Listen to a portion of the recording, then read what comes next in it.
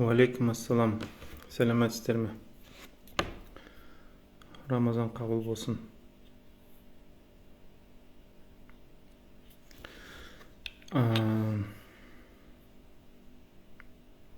Кішкене қабағыңызды ашыңызшы дейді.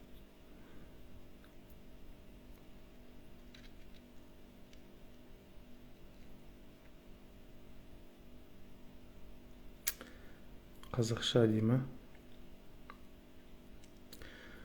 Былай айтайын, объявление болсын, не то что объявление, араластырып өткізем бұл эфирді. Мені жақсы естіп тұрсыздар ма? Мен баяу сөйлейін де, өйткені даусымды шығармай біраз. Хорошо ли меня слышно? Потому что я буду тихо говорить. Меня хорошо слышно? Хорошо. О чем будет эфир? Этот эфир будет немного такой хаотичный. У меня мысли немного хаотичные, скажем так. Но есть несколько вещей, которые я хочу сказать. Первое, дам немного пояснения тому последнему посту, который сегодня был. Но дам пояснение на казахском. Окей? Это первое. Второе, это первая часть, она будет на казахском. Вторая часть, буду говорить про миссию человека.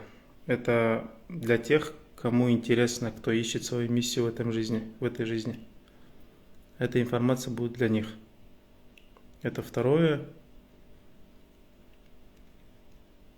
Да, это второе. Что-то третье было, я уже забыл. У меня мысли сейчас хаотичные, поэтому я прошу прощения. Очень много чего случилось за последнее время. Вот. Поэтому начну. Ладно? Баршаңызға сәлем. Эфирді сақтаймын, я әрине. Мен эфирді всегда сақтаймын, да? Бір рет қана болып сақтамаған, а так постоянно сақтап отырсам.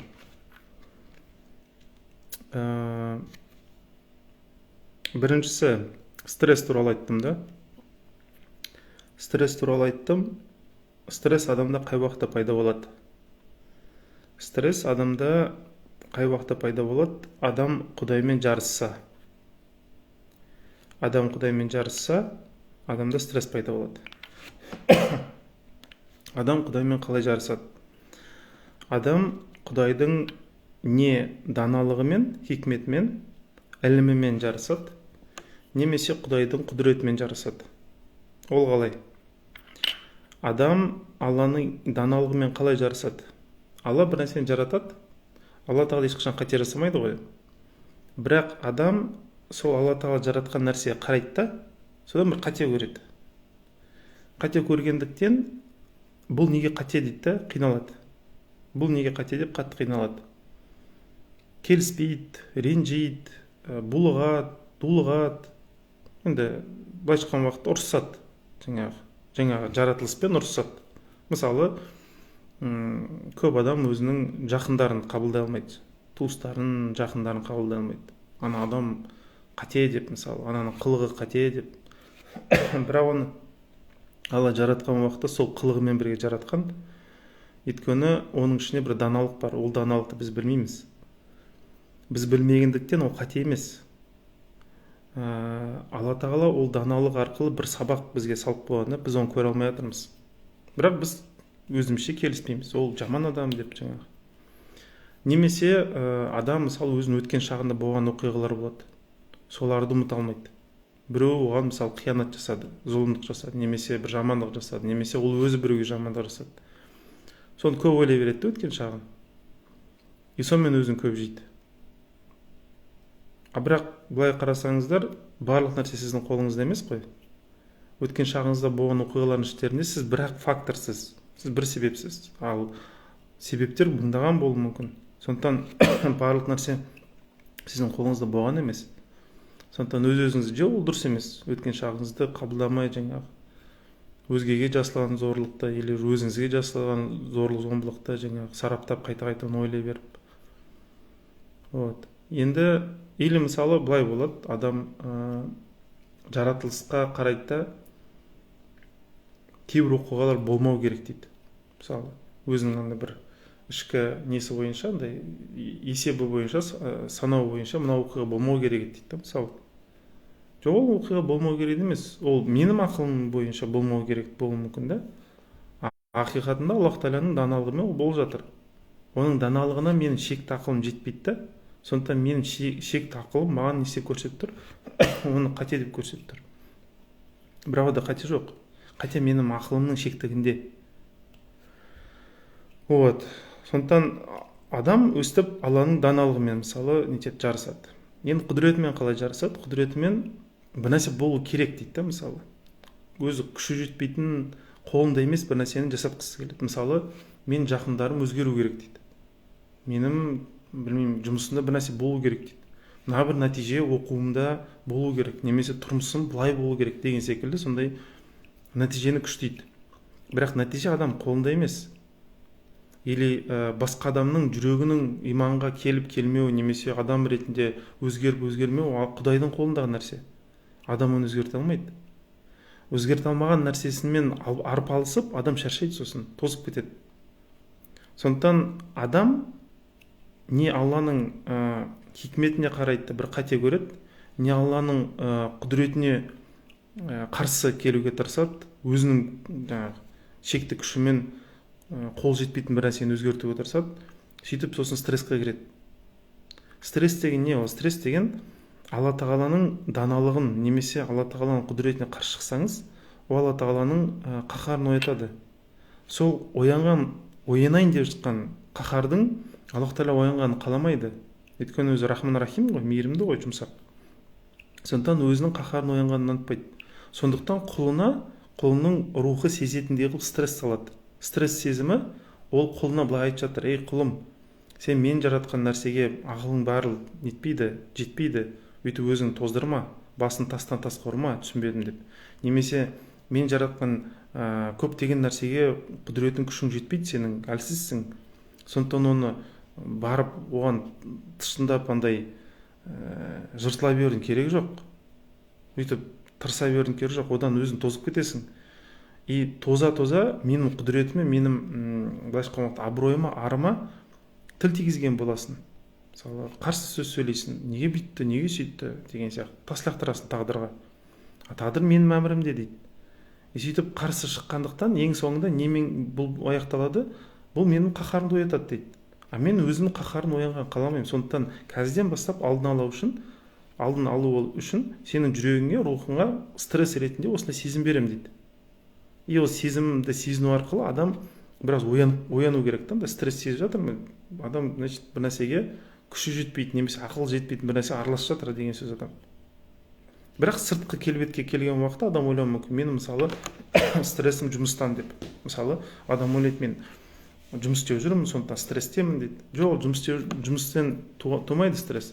Сіз просто ол икеміңіз немесе табиғатыңыз оған бейімделмеген бір дұрыс емес кәсіпте жүрсіз да. То есть Аллах Тағала сізге мысалы бір қасиет, қабілет, табиғат салып қойғанда, сіз оған келіспейтін бір кәсіппен айналыссаңыз, сіз Алла Тағаланың даналығына қарсы шыққан боласыз, Алланың құдіретіне қарсы шыққан боласыз.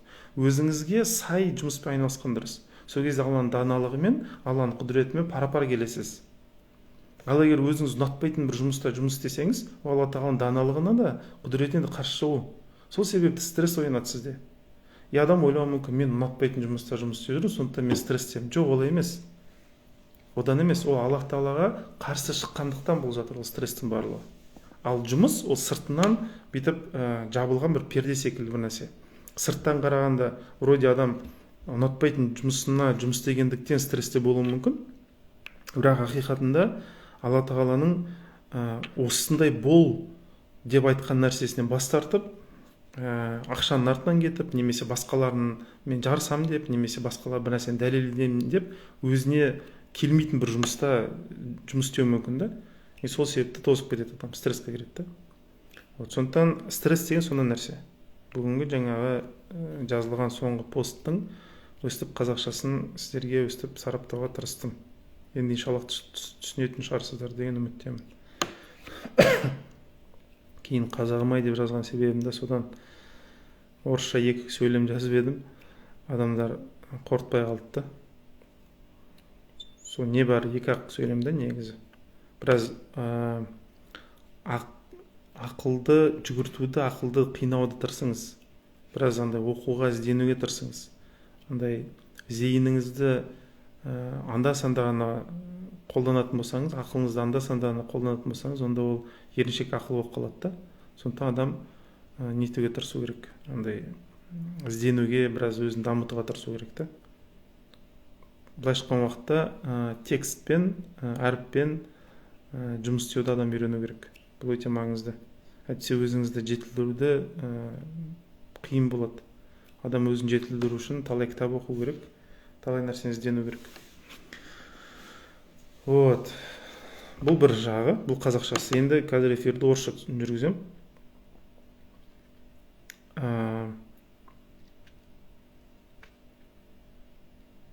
Второе, что я хотел сказать, это было про миссию. Про миссию хотел сказать следующее. Многие люди очень сильно мучаются из-за того, что не могут найти свою миссию. Очень много людей мучаются. Я еще раз извиняюсь, у меня сейчас мысли очень сильно хаотичные. Не могу собраться полностью. Но все же должен с вами сегодня этим поделиться, иначе это будет меня мучить до тех пор, пока я этим не поделюсь. Вообще, я вам признаюсь так, когда приходит какая-то мысль или идея, или же кусок информации, это бывает во время консультации, это бывает во время беседы со своей супругой, например, или же в беседах с людьми, которые, не знаю, там какой-то вопрос спрашивают. Возникает некая идея, кусок информации, которой надо поделиться. И пока я этой информацией не поделюсь, она меня очень сильно мучает. Это, я не знаю, это что-то, наверное, похоже. Конечно, я же мужчина, я это не понимаю и никогда не пойму, но бывает же, например, женщина мучается же до рождения ребенка, да, вот, пока не родит его, она очень сильно переживает и очень много ее мучений, скажем так, одолевает. Что-то, наверное, это похожее. Пока я этим не поделюсь, оно меня очень сильно мучает. Поэтому мне надо поделиться именно сегодня, даже если у меня мысли очень сильно хаотичные на данный момент. Вот. Еще одну вещь скажу. Это третья вещь, это про консультации скажу. Ну ладно, я это в конце скажу. Это вот третья вещь, которую я хотел вам сказать. Так, возвращаясь обратно, про миссию. Многие люди мучаются по жизни не просто месяцами, а годами могут мучиться в поисках своей миссии. Многие люди прям сильно, скажем так, переживают то, что не могут найти себя, свою миссию в этом мире, все такое. Давайте разберемся, почему человек ищет миссию. Во-первых, для человека очень важно быть значимым. Человек ищет миссию не для того, чтобы кого-то впечатлить или кому-то быть полезным, все такое. Это все хорошо, конечно, миссия всегда будет кому-то полезна. Но на самом деле человек хочет самоутвердиться. Человек хочет поднять свою самооценку. Человек хочет, как вам сказать, самозначимым быть. Он хочет быть значимым для себя хотя бы. И верующие люди в основном, они, если, допустим, неверующий человек ищет миссию для того, чтобы быть значимым для себя и для окружающей среды, ну, чтобы люди признали все такое, верующий человек, он ищет миссию для того, чтобы быть значимым перед своим Создателем, перед своим Богом, ну, перед Аллахом. И он почему мучается? Он думает, если я какую-то миссию свою не исполню, ради которой Аллах Та'аля меня создавал, то я, когда обратно вернусь к своему Создателю, вернусь ни с чем. И, соответственно, это будет большой фиаско, это будет большой проигрыш и большой убыток. Поэтому для меня очень важно найти миссию, где болейда. То есть человек вот так вот думает, верующий человек. Но он не понимает одну вещь. Он не понимает одну очень важную вещь. Когда верующий человек, даже если он верующий, не всегда может правильно выстраивать отношения с Создателем. Почему? Потому что многие люди, даже если они читают намаз, там, не знаю, годами, могут относиться к Создателю как к человеку. Я еще раз повторю, многие люди относятся к Богу или же приписывают Богу человеческие характеристики. И это неправильно. Например, что значит приписывать человеческие характеристики Богу? Многие люди свои ограничения или же ограничения, которые есть у создания, их пытаются приписать Создателю. И это неправильно. Например, вот человек принимает решение, да? Человек принимает решение, и он со временем может захотеть свое решение пересмотреть.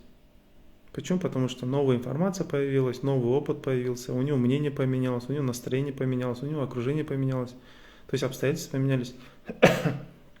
И человек, соответственно, начинает пересматривать свое решение. Это свойственно нам, людям. Мы такие. Мы можем свои решения или свои какие-то выводы со временем менять. Даже мудрые люди могут пересмотреть, скажем так, свой взгляд на жизнь, чтобы стать еще лучше во своих взглядах, во своем мнении. Но у Создателя это не так. У Аллаха Тааля это не так. Аллах Тааля, Создатель, Бог, Он не пересматривает свои решения, если можно так сказать. То есть, грубо говоря, вот так скажу, если Создатель решил что-то сделать, Он это решает окончательно. То есть он назад свои слова не берет. Он, например, он же, как создает, вот в суре Ясин же говорится, он говорит «будь», то есть «кун фаякун», да, допустим, он скажет «будь», и это будет. Вот когда он говорит «будь», он это говорит не планируя что-то временное, то есть он не говорит «будь» на время какое-то, он на, как бы сказать, на какой-то промежуток времени «будь» не говорит. Если он говорит «будь», это навсегда, короче. Понимаете? То есть, если Создатель решил что-то создать, это все окончательно. То есть, это не будет пересматриваться. Смог объяснить? Это мы можем пересмотреть, допустим, мы что-то сделали, потом это нам не понравилось, результат не понравился, и мы хотим это поломать, там, изменить, там, доделать. Нет, у Создателя такого нету. Если Создатель что-то создает, Он создает это окончательно. К чему я это говорю? Вот надеюсь, вы поняли в этот момент. Если Создатель что-то решил сказать, сделать, создать, Он это делает окончательно. Теперь, к чему я это говорю? Многие люди думают ошибочно, что они незначимы. Они ошибочно, смотрите, вот эта мысль очень ошибочна. Они ошибочно думают, что они незначимы перед своим Создателем. Если у них не будет какой-то миссии. Или если они не придут с каким-то результатом к Создателю. Это не так. Это не так. Создатель, если вас создал, это уже доказательство того, что вы для Него значимы. Еще раз повторю. Если Создатель вас создал, значит вы для Него уже значимы. Знал ли Он, что вы будете грешить? Знал ли Он, что вы будете ошибаться? Знал ли Он, что вы будете, не знаю, там, кому-то причинять вред, боль? Знал ли Он все это? Конечно, знал. Знал ли Он то, что вы будете, не знаю, там, скажем так, сожалеть, много чего неправильно сделать в своей жизни? Он это все знал? Он это заранее знал. Он это заранее знал. Но несмотря на это, еще раз скажу, несмотря на это, Он вас создал. Понимаете? То есть в Его решении создать вас включалась вся ваша неприятная или темная, или негативная сторона. Все вместе. И говорить то, что вы незначимы перед Создателем, это не понимать, как принимает решение Создатель. Если Создатель принял решение вас создать, все, вы уже значимы для Него. Все, вы уже значимы. И Он свою значимость показывает тем, что вас создает. Некоторые могут спросить, даже шайтан, что ли? Да, даже шайтан значим. Понимаете? Если бы Аллах Та'аля, если бы шайтан таубе сделал бы, Аллах Та'аля его тоже принял бы. Понимаете? Просто шайтан сам не делает таубе. В этом вопрос стоит. Аллах Та'аля говорит, когда, например, был разговор с пророком, саллаллаху алейхи вассалям, шайтан спрашивает у нашего пророка, саллаллаху алейхи вассалям, Аллах меня простит? И тогда ответ какой будет? Если ты пойдешь на могилу Адама алейхиссалам и сделаешь саждя, да, Аллах Та'аля тебя простит. То есть, а шайтан говорит, нет, я при жизни ему сождение не делал, после смерти тем более не сделаю. Да? Это сам шайтан отказался. Но Аллах Та'аля, если создает какое-то создание, оно для него важно. Оно для него важно. Если вас Аллах Та'аля создал, вы уже важны. И думать то, что вы не важны, и чтобы стать важным, мне нужна миссия, и я с этой миссией или результатом этой миссии я приду к Создателю, и тогда я только стану важным, это ошибка. Аллах Та'аля вас создал и принял такими, какие вы есть, даже без вашей миссии. Смог объяснить? То есть, поймите одну вещь. Вы не можете Создателя впечатлить чем-то. Я не знаю, да хоть ваша миссия будет, не знаю, там, завоевание всего мира, я не знаю, там, изменение всего мира. Даже если вы будете планеты, не знаю, там, планетами жонглировать, я не знаю, горы сворачивать, вы все равно Создателя не впечатлите. Вы не сможете его впечатлить. Например, вот он, допустим, вам дал красоту, да, допустим, дал красоту. С помощью своей красоты, быть может, вы сможете там призывать людей к исламу, да, допустим, к вере, да, к правильному пути. Но даже так вы не впечатлите его, потому что эту же красоту уже он же вам дал. Или, допустим, он дает вам деньги, допустим, богатство дал. И давая это богатство бедным, допустим, в виде садака или же в виде зекета, вы Аллах Та'аля не впечатлите. Как вы можете впечатлить? Вот представьте ситуацию. Вы своему ребенку дали деньги, и ваш ребенок берет, покупает на эти же деньги конфеты и вам обратно дарит. Да, это со стороны это очень так мило выглядит. Но это конфеты и деньги, на которые было куплено эта конфета, это же вы же дали же как родитель. Понимаете? То есть ребенок вам вернул то, что вы ему дали. То же самое, если Аллах Та'аля вам дал, допустим, знания, да, допустим, и вы этими знаниями с кем-то делитесь, вы не можете его впечатлить. Потому что эти же знания вы от Аллах Та'аля получили. Ну что вы от Аллах Та'аля не получили? Все получили. Вот, допустим, ваше тело, ваш разум, не знаю, там, деньги ваши. Вы все от Аллах Та'аля получили. Как вы собираетесь, скажем так, какую-то миссию исполнить с помощью тех ресурсов, которые Аллах Та'аля вам дал, еще его впечатлить? То есть, подумайте вот так вот. Те люди, которые ищут миссию, у них установка такая. Вот Аллах Та'аля мне дал вот эти все ресурсы, знания, то все. Я должен это использовать, чтобы исполнить какую-то миссию. И с помощью этой миссии я впечатлю Аллах Та'аля. То есть Аллах Та'аля меня заценит. Ну, это очень примитивное мышление. Вы не можете Аллах Та'аля впечатлить. Думаете, он не знает, что вы сделаете или что не сделаете? Он же наперед все это знает. Поэтому на самом деле вы для него важны даже без вашей миссии. Просто это поймите. Если он вас создал, значит он знал, кого, за что, как, в каком виде создаст. Он все это знал. Он все это заранее знал. Поэтому верить в то, что без вашей миссии он вас не примет, нет, это вытворок. Это неправильно. Он вас примет такими, какие вы есть. Он уже вас принял, он вас такими создал.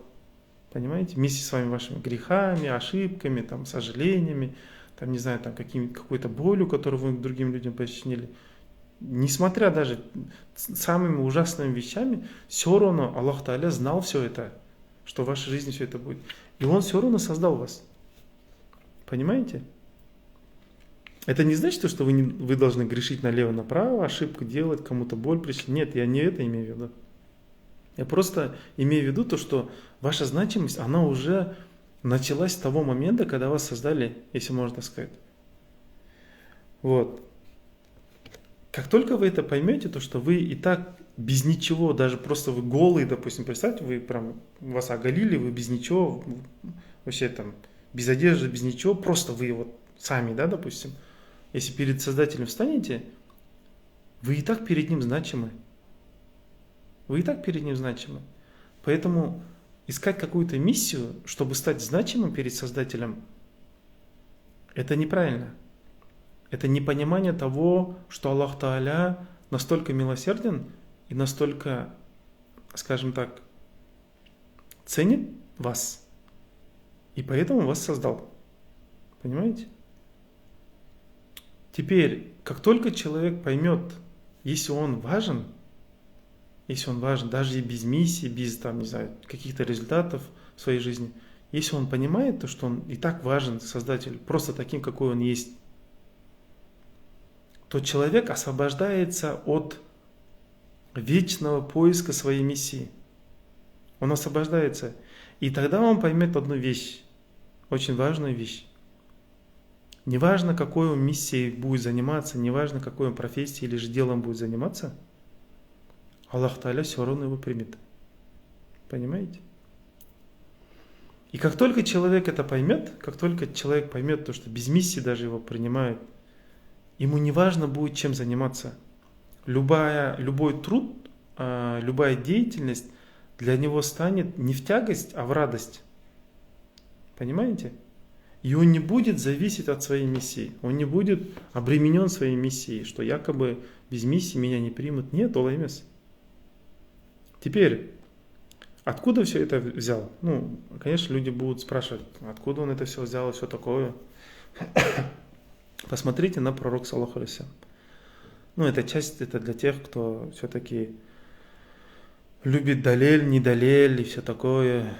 Я для таких людей, наверное, тоже поделюсь этим, чтобы люди более-менее успокоились. Просто есть люди, среди даже подписчиков, есть люди, которые периодически думают, то, что я вещаю что-то там. Вот мне пришло, вдохновение, да, допустим, или там от фонаря что-то пришло, я это просто решил поделиться. Нет, это не так. Аллах сақтасын. Я бы не хотел бы чем-то делиться тем, что просто от фонаря прилетело. Откуда это взял? Посмотрите на историю ислама. Пророк, саллаллаху алейхи ва саллям, Ми'раж когда произошел? Ми'раж, то есть вознесение самого пророка, саллаллаху алейхи ва саллям, на седьмое небо, произошло в 8 году пророчества. То есть, если ему 40 лет пришло пророчество, он 48 лет потерял, скажем так, дядю своего Абу Талиба. Он не уверовал, да? И второе важное очень событие, он потерял свою супругу, скажем так. Не то, что потерял, я так просто так выразился, но она ушла в мир иной. И вот это событие, оно, Хазрет Хадиджа, ради Аллаха анха, это была великая женщина. Она была великая женщина. И она занимала очень большое место во внутреннем мире самого пророка, саллаллаху алейхи ва саллям. Она для него была, сказать всем это будет неправильно, но она для него была очень многим.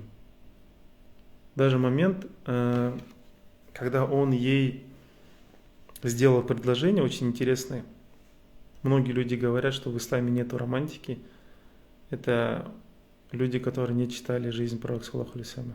Сам пророк, саллаллаху алейхи ва саллям, был очень романтичным человеком. Поделюсь тем моментом, когда пророк, саллаллаху алейхи ва саллям, Хазрет Хадиджа анамыз, она через служанку изъявила желание, то, что она хотела бы видеть возле себя пророка, саллаллаху алейхи ва саллям.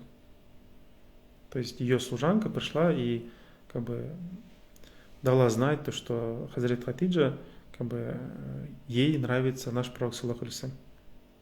Хотя, конечно, это было и так понятно. Почему? Потому что пророк, саллаллаху алейхи вассалям, и так сопровождал караваны Хазрат Хадиджи, и они по-любому общались, виделись, и невозможно было не заметить, что человеку нравится.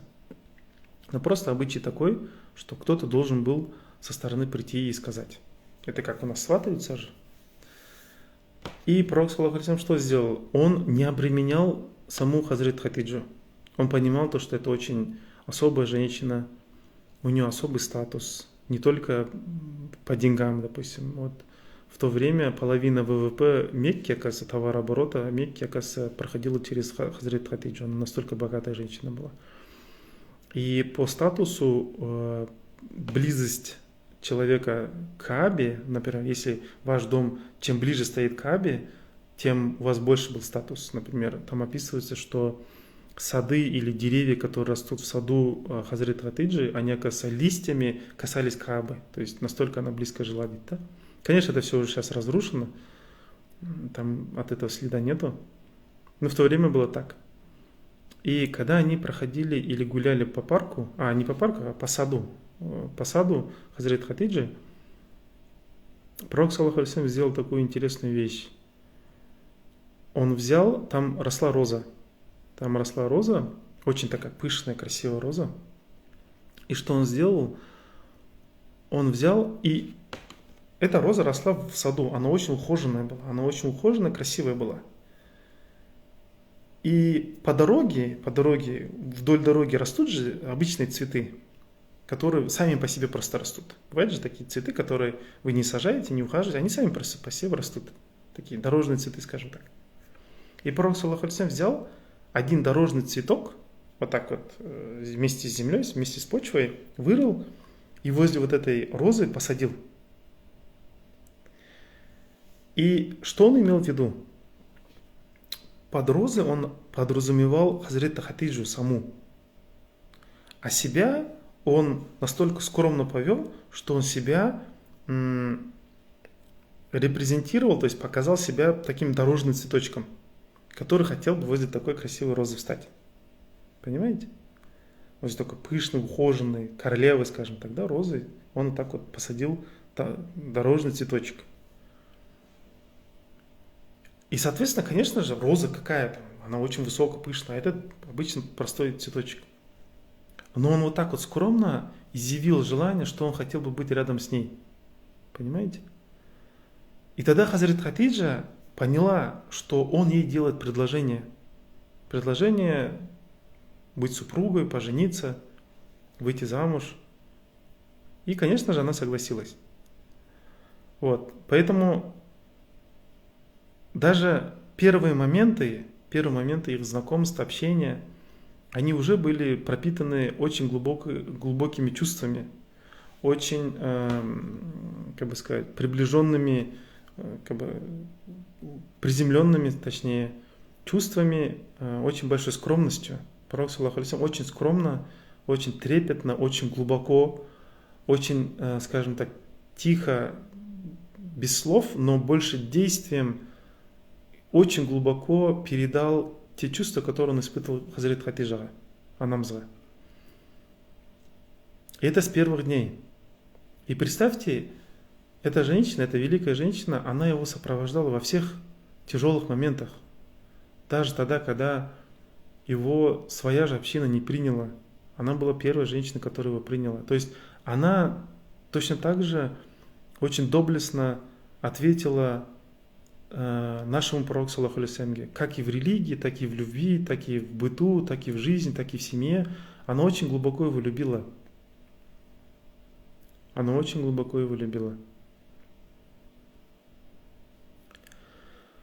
И пророк, саллаллаху алейхи вассалям, ее тоже очень глубоко любил. Никто в человечестве вам не сможет передать или описать, как пророк, саллаллаху алейхи вассалям, глубоко любил свою первую супругу. Это неописуемо. Это может сам пророк, саллаллаху алейхи вассалям, только передать вам. Но он ее очень глубоко любил.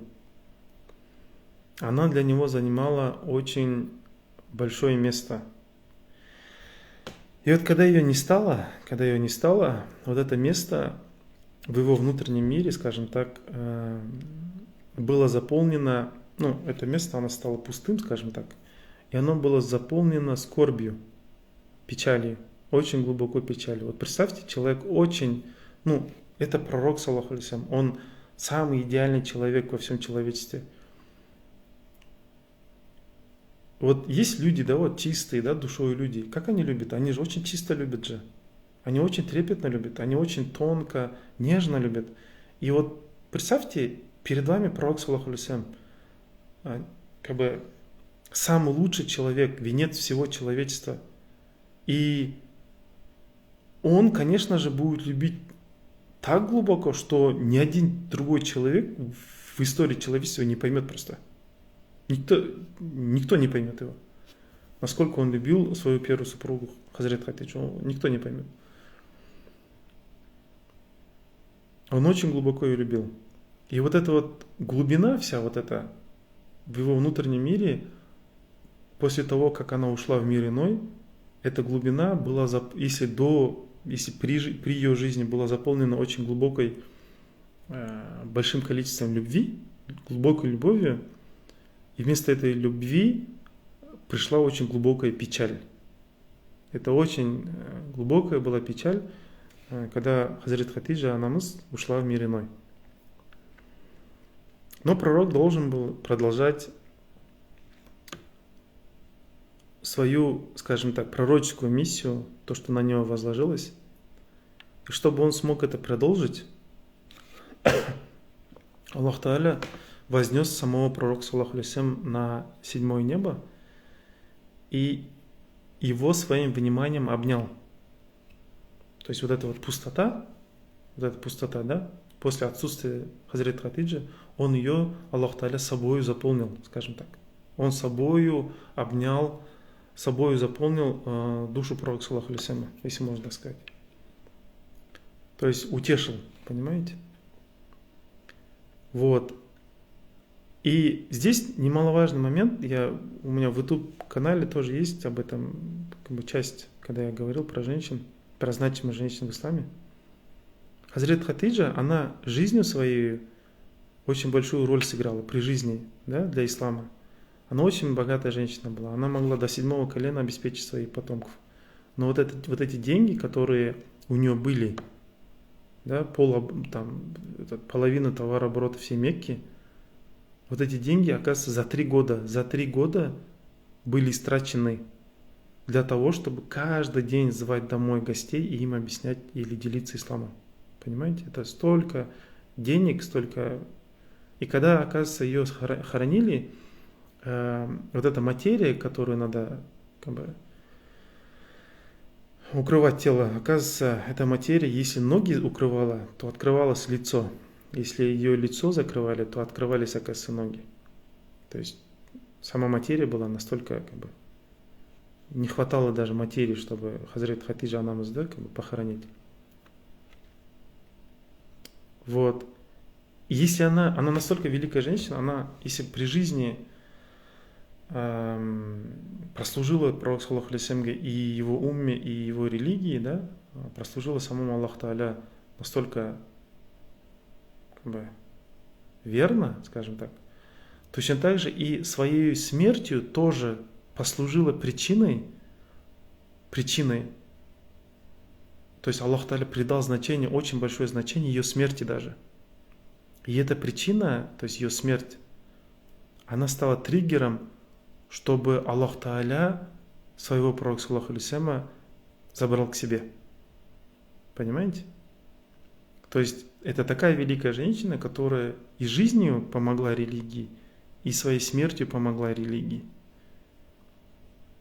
То есть ее смерть даже была служением для религии. И после ее смерти Аллах Тааля, пророк, саллаху алейхи, да, на 7-е небо забрал. То есть это настолько великая женщина. Поэтому те люди, которые неуважительно относятся к своим женам, подумайте об этом моменте. Это очень важно. Роль женщины в этом мире очень важна. Например, даже простой момент, бывает у женщин определенные дни, да, допустим, когда у них голова болит, то болит, все болит. И если она в такие дни сможет себя удержать, там, не знаю, там, от стресса, да, допустим, или же там на кого-то накричать, или же там наругать, если она может даже в такие вот тяжелые моменты себя сдержать, или же, допустим, если она при родах или во время беременности может себя там, от определенных вещей сдерживать, да, допустим, то ей уже дается рай. То есть настолько женщина очень важна перед Создателем. У мужчин нет такой привилегии. Мужчина должен пахать, он должен трудиться, он много чего должен делать. Из кожи вон лезть, шахидом, может быть, стать, да, допустим. А у женщины очень много привилегий. Вот, например, есть кадыртын, да, допустим, вот во время уразы кадыртын. Если человек правильно проведет свой кадыртын, Аллах Та'аля гарантирует 1000 месяцев. То есть это 83 года, скажем так. Человеку плюсы записывают, савабы записывают столько, 83 года. То есть вся жизнь. Это за один кадыртын. А у женщины вся жизнь наполнена такими моментами, похожими на кадыртын. Понимаете? Ну, в общем, Хазрат Хадиджа, она сыграла очень важную роль. И как жизнью своей как бы, служила исламу, так и своей смертью прослужила очень даже масштабно. И пророк, саллаллаху алейхи вассалям, Аллах Та'аля забрал на 7-е небо. И здесь такой момент надо сказать. К этому моменту, до этого момента, намаза не было. Смотрите, первые 8 лет намаза не было. Да, где-то говорится, что пророк, саллаллаху алейхи вассалям, молился так, как молился Хазрат Ибрахим, алейхиссалам. Но вот этот вид намаза, который остался после Ибрахима, алейхиссалама, очень большое количество времени прошло, что этот намаз очень сильно исказился. Очень сильно исказился. И насколько я читал, этот намаз всего лишь в день 1 или 2 раза как бы совершался. Вот. То есть это очень как бы мало что дошло до самого пророка, саллаллаху алейхи вассаляма, от Ибрахима, алейхиссалама, скажем так. И поэтому тот намаз, который мы знаем, 5-кратный намаз, этого намаза, например, при первых 8 годах ислама не было. Это первое. Женщины, мужчины друг с другом вместе общались. Женщины не были покрыты. То есть у них волосы были открыты. И покрывались они, если покрывались, это как бы, чтобы защититься от солнца, скажем так, или там, не знаю, от дождя. Но вот прям, чтобы религиозно покрываться, такой обязательности не было. И за эти 8 первых лет из Корана 1/3, то есть каждый 3-й аят, скажем так, уже был ниспослан. Понимаете? То есть Аллах Та'аля, когда Он воспитывает, Он сразу не принуждает одевать платок, сразу намаз читать. Нет, Он 8 лет готовил людей понимать, читать и обсуждать Коран. Понимаете? И за эти 8 лет люди просто узнавали свою религию. Они читали ее, они узнавали ее с уст, со слов пророка, саллаллаху алейхи вассаляма. Но намаза не было. Вот это парза не было. Понимаете? Это к тому, что не надо пихать везде там намаз или жорамал, или там принуждают людей. Да, допустим. Аллах Та'аля сам не принуждает. 8 лет. Вот, если это, вот, сами подумайте, если с пророком, саллаллаху алейхи вассалям, самым лучшим педагогом, самым лучшим наставником, самым лучшим учителем всего человечества, сахабы шли 8 лет до намаза, то мы, наше общество, без пророка, саллаллаху алейхи вассалям, я не знаю, как минимум, наверное, 16 лет, или 24 года, или же даже больше, наверное, должны идти до намаза. Поэтому не пытайтесь сразу там кому-то намаз навязать очень там, грубо, сильно, насильно. Это неправильно. Или там одеть на женщину паранжу там. Это очень грубо. И это не по исламу, скажем так. Потому что по исламу Аллах Та'аля 8 лет к этому не принуждал. Он не говорил вот так вот, делайте. 8 лет люди узнавали религию. Они пытались ее узнать, прочитать, анализировать. То есть они пытались прочувствовать дух этой религии, понимаете, логику этой религии. Они хотели ее узнать поближе. И вот 8 лет такие прошли. Потом из жизни ушел Абу Талиб и ушла Хазрат Хадиджа. Пророк, саллаллаху алейхи вассалям, был вознесен на 7-е небо. И Аллах Та'аля его там с собой обнял, с собой успокоил. И вот здесь вот очень интересный момент. Извините, конечно, я очень долго говорю. Просто это надо очень детально постараться передать. Я не красноречив, поэтому передавать не очень умею. Как бы вы ни думали, то, что я хорошо передаю, я все равно не умею передавать. Поэтому очень много слов трачу, чтобы эти вещи передать. И Аллах Та'аля забрал пророка, саллаллаху алейхи вассалям, на 7-е небо, вознес. И вот здесь вот представьте ситуацию. У каждого пророка есть одно желание, которое Аллах Та'аля сам для себя обязал исполнить. Аллах Та'аля у каждого пророка оставил какой-то дуа, который он сказал, я это дуа все равно исполню. То есть, что хочет. И пророк, саллаллаху алейхи вассалям, вот это дуа не использовал. Он это дуа, вы знаете, он будет использован на том свете. То есть он при жизни использовал. Все пророки, без исключения, использовали это дуа при жизни. А пророк, саллаллаху алейхи вассалям, не использовал. И вот представьте, пророк, саллаллаху алейхи вассалям, вознесся на 7-е небо. Думаете, он там не встретил Хазрат Хадиджу? Или он не узнал, что происходит с Хазрат Хадиджей, когда она лежит в могиле? Думаете, он не знал этого? Он, конечно, знал. Думаете, он не видел рай? Конечно, он видел. Думаете, он не прогулялся по раю? Думаете, ему не показали весь мир ангелов? Все это было показано. И он же мог, вот просто вот, я вот, как бы сказать, хочу особенно вот этот момент адресовать именно мужчинам. Представьте, вы очень сильно любили одну женщину. Она была очень красива, очень уважаема. Ее родословная была одна из самых лучших. Она очень знатная женщина была. Она была королевой, она была принцессой. Представьте, и ваша супруга такая была. То есть вы в ней души не чаяли. Вы как мужчина любили эту женщину очень глубоко. И представьте, Аллах Та'аля вас на 7-е небо привел, показал рай и оставил перед выбором. И вот здесь вот такой момент, интересный момент. Что бы вы сделали бы? Недавно только ваша вот эта любимая ваша женщина, она умерла. И вы у вас диалог с Создателем.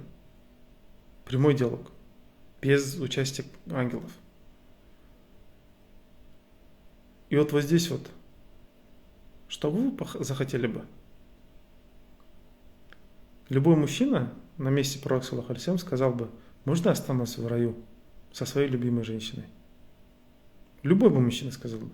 Без исключения. Понимаете? Но пророк, саллаллаху алейхи вассалям, не это сделал. Пророк, саллаллаху алейхи вассалям, не это сделал. Он увидел все то, что Аллах Та'аля ему предложил. То есть Аллах Та'аля, если можно сказать, Аллах Та'аля принял пророка, саллаллаху алейхи вассалям, таким, какой он есть. И без его миссии.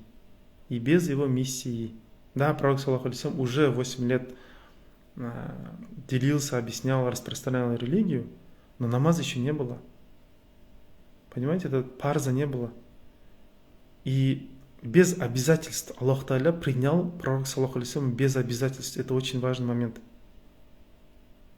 Принял его. Все ему показал, все ему дал. И вот представьте, Аллах Та'аля вас, когда принимает полностью, без даже вашей миссии, да, без ничего, просто таким, какой вы есть, Он вас принимает. Что вы почувствуете? Человек, если он человек, он, конечно же, захочет отблагодарить Создателя. Отблагодарить Создателя за то, что Аллах Та'аля его принял таким, какой он есть. И пророк, саллаллаху алейхи вассалям, хотел отблагодарить своего Создателя.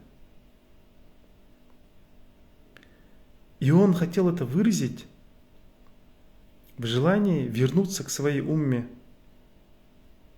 и привести умму к Создателю.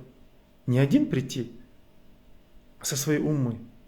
Поэтому он будет очень гордиться своей уммой на том свете.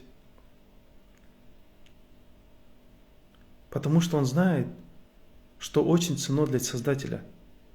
Для Создателя ценны свои его же создания. Понимаете? Поэтому каждый из вас, кто этот эфир смотрит, вы ценны для своего Создателя. Каждый из вас ценны для своего Создателя. Даже без вашей миссии. Пророк, саллаллаху алейхи вассалям, был важен для Создателя. Аллах Та'аля его принял без обязательств, без намаза. Без намаза. Но пророк, саллаллаху алейхи вассалям, лучше всех понимал, что для Создателя важно. Его же создание. Он это понимал. И поэтому в хадисе в одном, например, говорит, если вы знали его милость к вам, вы бы перестали бы читать намаз. То есть его милость настолько глубока, что она вас даже без намаза может принять. Просто тупо. Не то, что астапра, не тупо, а имеется в виду, без вообще намаза. Настолько. Понимаете? А вы еще о какой-то миссии говорите. Даете вы закят, садаха, или не даете? Призываете вы других людей к исламу? Не призываете? Читаете вы намаз или не читаете? Неважно, милость Создателя все объемлет. Понимаете? Она в том-то и дело, что безгранична. Даже без вашей миссии.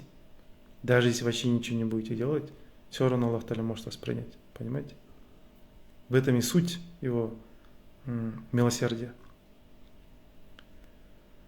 И Аллах Та'аля принял Создатель, пророк, саллаллаху алейхи вассалям, к себе принял. Без намаза, без обязательств. Принял. Понимаете? Но пророк, саллаллаху алейхи вассалям, в ответ на щедрость Создателя хотел очень также, не то, что также Демим Астапрулlah, также он не сможет ответить, но он хотел максимально поблагодарить своего Создателя. И когда вы хотите кому-то выразить свою благодарность, вы же дарите то, что этому человеку очень важно. И что-то в этом роде Аллах Та'аля, то есть пророк, саллаллаху алейхи вассалям, то, что было важно для нашего Создателя, он понимал, что для Создателя важны его создания. Для Создателя важны его создания. Такими, какие они есть. И пророк, саллаллаху алейхи вассалям, захотел вернуться из чувства заботы к своей умме, вернуться и привести свою умму к Создателю обратно. Чтобы Создатель был рад. Понимаете? Если Аллах Та'аля его обрадовал, взяв на 7-е небо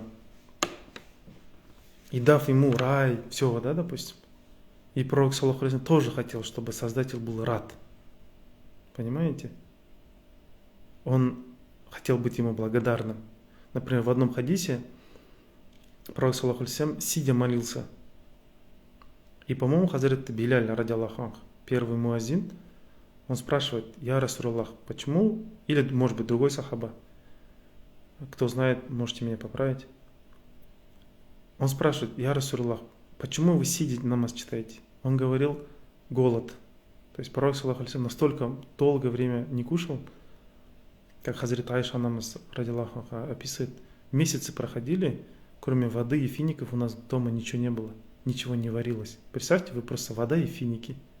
И то там финики в то время сушеные были, их надо было в воду положить, чтобы они размякли. И вода от цвета фиников тоже темной становилась. Они эту темную воду пили, и финики только. И это месяцами попробуйте так попитаться. И этот сахаба спрашивает: а почему настолько много молитесь? И пророк, саллаллаху алейхи вассалям, еще отвечает: Аллах же вас простил все ваши грехи, былые и будущие, Он же вас принял же. Тогда пророк, саллаллаху алейхи вассалям, отвечает: разве мне не быть благодарным своему Создателю? То есть шүкір ететін құлдардан болмаймын ба дейді. Почему бы мне не быть благодарным своему Создателю? Вот представьте, вы голодный, вы даже встать не можете, у вас ноги не держат. Это настолько быть голодным надо быть, что ноги не держат. Понимаете? Встать не может человек. И вот он сидя намолился, чтобы выразить свою благодарность. Рай и так его уже был. У него все было. Ангелы очень сильно стыдились его. Хазрет Азраиль, алейсалам, когда пришел забирать душу пророка, саллаллаху алейхи вассаляма, он стоял за дверью. Ему было очень стыдно забирать душу пророка, саллаллаху алейхи вассаляма. Очень стыдно. Все существа, все, даже самые страшные джинны, которые есть вообще во Вселенной, они при виде Азраиля алейхиссалама, никто из них, все ангелы, все миры джинны, все человечество боится Азраиля алейхиссалама. Когда Азраиль алейхиссалам появляется в каком-то месте, как только джинны видят, все, они в рассыпную, очень сильно боятся Азраиля алейхиссалама. Но этот ангел, ему стыдно было забирать душу пророка, саллаллаху алейхи вассалям, и он стоял за дверью. И Джибраиль алейхиссалам зашел, когда пророк, саллаллаху алейхи вассалям, при смерти лежал, он зашел и сказал, что Азраиль алейхиссалам просит разрешения войти и исполнить то, что Аллах Та'аля на него возложил, то есть забрать вашу душу. Понимаете? То есть пророк, саллаллаху алейхи вассалям, это такой человек, что Азраиль алейхиссалам, если пророк, саллаллаху алейхи вассалям, сказал, не заходите, Азраиль алейхиссалам не зашел бы. Хоть вечность пройдет, не зашел бы. Потому что он знает, кто ему запретил это делать. Или другой случай, например. Был ребенок один, он сирота, и он плакал. Плакал, и пророк, саллаллаху алейхи вассалям, это увидел и спросил, почему ты плачешь? И он говорит, я Расулуллах, у всех детей есть некое животное, на которое они могут садиться. У кого-то может быть лошадь, ишак или верблюд, а у меня нет. И пророк, саллаллаху алейхи вассалям, лучше всех понимал душу и сердце, и внутренний мир сироты, потому что он сам сиротой вырос, если можно так сказать. И он посадил этого ребенка на себя. Он сказал, я буду твоим, скажем так, как это можно выразить? Садись на меня, в общем. И пророк, саллаллаху алейхи вассалям, скажем так, встал в такую позу, когда ребенок на нем сидел, и он вот так на земле был. И тогда ребенок сказал, пророк, саллаллаху алейхи вассалям, чувствует, что ребенок до сих пор грустный. И он спрашивает, что случилось? И ребенок отвечает, у всех животных какой-то звук издают, но ты звук не издаешь. И пророк, саллаллаху алейхи вассалям, некий звук издал, чтобы успокоить этого ребенка. И тут же прилетел Джибраиль алейхиссалам. Тут же, сразу же. И Джибраиль алейхиссалам сказал, я Расулуллах, пожалуйста, все небеса вас просят больше так не делать. Почему здесь? Оказывается, когда он просто посадил ребенка на себя, уже Арш-Азам, то есть трон Создателя, он качнулся. Небеса, все качнулось. Вот это 7 небес, все качнулось, оказывается, с места. Понимаете? А когда он издал звук, еще сильнее качнулось. Потому что Аллах Та'аля не желает, чтобы пророк, саллаллаху алейхи вассалям, на него вообще кто-то садился, даже если ты ребенок. Он не желает, чтобы пророк, саллаллаху алейхи вассалям, под кем-то был, понимаете? Аллах Та'аля не дал пророку, саллаллаху алейхи вассалям, вы знаете, над пророком, саллаллаху алейхи вассалям, всегда была туча. Почему? Аллах Та'аля не хотел, чтобы его даже тень спадала на землю. Понимаете? Если бы он 3-й раз это сделал бы, то Аллах Та'аля снес бы, если можно сказать, все эти небеса. Понимаете? За то, что позволили пророку, саллаллаху алейхи вассалям, вот так он бы всех ангелов прижал бы Аллах Та'аля, одним взмахом прижал бы и сказал бы: почему вы этой сироте не дали верблюда? Он бы вызвал бы там Микаэля алейхиссалама, который отвечает за все вот это, за все вот эти вот процессы, скажем так, в природе, которые происходят, за животных он отвечает. Микаэль алейхиссалам там от гнева Создателя очень сильно потерялся бы, понимаете? Вот настолько пророк, саллаллаху алейхи ва саллям, вот, я не знаю, я не могу его описать, это никто не сможет описать. Вот настолько он важен для своего Создателя. И вот пророк, саллаллаху алейхи ва саллям, мог остаться в раю, мог остаться с любимой супругой, Хазрат Хадиджа Намзбет. Он мог бы остаться, но он захотел вернуться. Он захотел быть благодарным своему Создателю. Несмотря на то, что у него нет грехов, ошибок, ничего нет. У нас грехи есть, сонную изледание, там, тавбе тяжело делаем, там, не знаю, там, вот эту свою надменность не можем, там, как бы, отказаться, да, допустим, вот это вот. Пытаемся постоянно кому-то что-то доказать, над кем-то доминировать, там, я не знаю, кого-то раздавить, кого-то обхитрить, там, я не знаю, там, кого-то там назвать таким-то. Ну, у нас много чего есть. Вот у нас, если нас тыкнуть, из нас внутри начинает вонять вот это все. Но даже при этом мы как бы не хотим благодарить Создателя, не хотим там тавбе делать. Да? И вот пророк, саллаллаху алейхи ва саллям, вот такой вот человек был. Он был очень благодарен, и он Создателю хотел выразить свою благодарность, поэтому спустился. Понимаете? И когда вы понимаете то, что Аллах Та'аля вас принимает таким, какой вы есть, вы автоматически захотите Его отблагодарить. И отблагодарить, как вы захотите с чем-то к Нему прийти. И тогда любая вещь, которую вы делаете во имя Создателя, для вас будет в радость, а не в тягость. Почему многие люди ищут свою миссию и мучаются? Потому что они считают в глубине души, что они не важны для своего Создателя. И что они без миссии для Создателя вообще никто. Но это не так. Создатель вас создал и уже придал вам важность. И если вы придете даже без ничего, все равно вы важны для Создателя.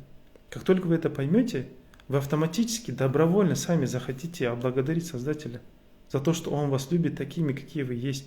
И тогда вот эта миссия, она не будет для вас в тягость. Она не будет вас мучить. Вы будете рады любой вещи, лишь бы отблагодарить Создателя. И ваша миссия, вся ваша жизнь, все ваши амалы, все ваши действия, деяния, да, допустим, все вкупе станет одной большой миссией. То есть быть благодарным своему Создателю есть ваша миссия. Она станет вашей миссией. Понимаете? Вот что я хотел сказать. И пророк, саллаллаху алейхи ва саллям, после этого, после того, как Аллах Та'аля полностью его принял, таким, какой он есть, он вернулся с намазом. И поэтому намаз для пророка, саллаллаху алейхи ва саллям, не был в тягость, а был в радость. Понимаете? Если вам намазы или какие-то ибадаты в тягость идет, значит вы не хотите, это не из-за благодарности делаете, вы это делаете из-за принуждения, имейте в виду. Почему? Потому что вы считаете, что Аллах Та'аля вас не принимает такими, какие вы есть. Нет, Он вас принимает такими, какие вы есть. Он заранее знал, кем вы будете, что вы будете творить. При людях или наедине, Он все это знал. Все ваши грехи, тайны, секреты, Он все это знал. Понимаете? Но все равно вас создал. И вы должны этот факт, то, что вы существуете, вы не можете игнорировать. Вы ходячее доказательство того, что Аллах Та'аля вас и так уже принял. И то, что вы для Него важны. И поэтому пророк, саллаллаху алейхи ва саллям, хочет вас привести к Создателю, потому что вы для Него важны, для Создателя важны. Понимаете? Вот. Скажу слайд. Коротко говоря. Извините, я очень много времени занял вашего ночного времени. Многим хотелось, наверное, поспать до саресу, для сахура. Напоследок скажу небольшое объявление. Очень, не то что очень, много было просьб продолжить консультации даже во время уразы. Поэтому консультации будут во время уразы. Но в день я буду принимать, может быть, одного-двоих от силы людей. Поэтому, если хотите записаться на консультации, номер есть в шапке профиля в Instagram. Пишите туда на WhatsApp и записывайтесь, если хотите. Но я еще раз повторю, в день немного людей буду принимать, один, может быть, два человека. Поэтому орын болмай қалса, если места не будет, прошу прощения заранее. Я знаю то, что до разы это нескольким, порядка людям я отказал. Сказал, что нет, консультации только после разы буду делать. Но вижу то, что некоторые люди, у них очень тяжелые ситуации были, они все-таки начали обращаться. Вот, и поэтому консультация будет продолжаться, но не в таком обычном количестве, как это было до разы. Во время разы будет поменьше. Сол, это вот последнее, что хотел сказать. Прошу прощения, то, что заняло очень много времени вашего.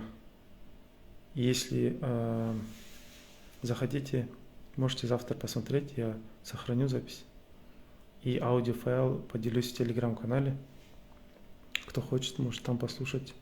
В телеграме можно на второй скорости слушать, кому интересно. Сол, всем рахмет. Всем доброй ночи. Уразаларыңыз қабыл болсын. Не теряйтесь, не забывайте о своей значимости перед Создателем.